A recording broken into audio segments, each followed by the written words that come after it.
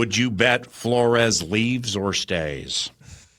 Boy, I would say probably more stays than leaves. Yeah. I'd probably like 60-40 on this because I'm about 75-25 stays. Yeah. I mean, I go 60-40 just because I think the fact that he waited this out was for a reason, and I think he does have a lot of intention to say, let's see what the market looks like, and that could have a lot to do with where he ends up. But we'll see how that market shakes out for him, and I think he may look at it and say, there's a lot of things in Minnesota that I have that I like.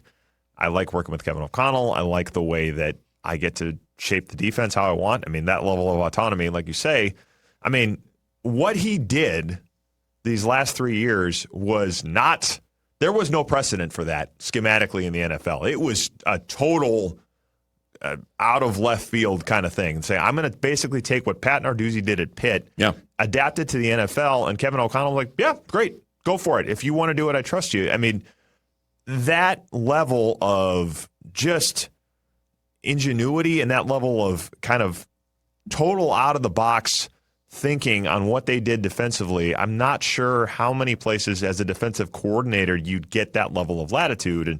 And it worked spectacularly well, and you've seen teams start to copy it. The understanding of, yes, you can blitz this aggressively and not get burned in coverage.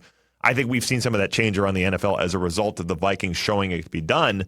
So maybe it's not as big of a leap anymore, but just the principle of saying, we are going to trust you to do this and build the defense with the people you want to make it happen.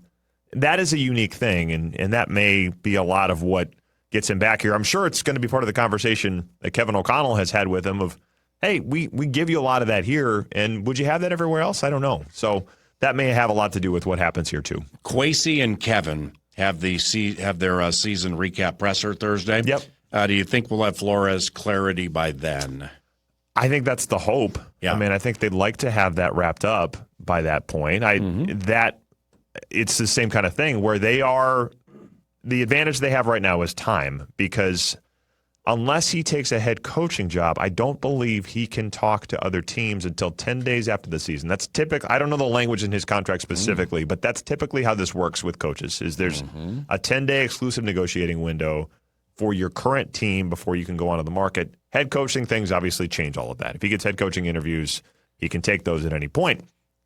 But I think the Vikings would try to move quickly because they have this exclusive negotiating window at this point.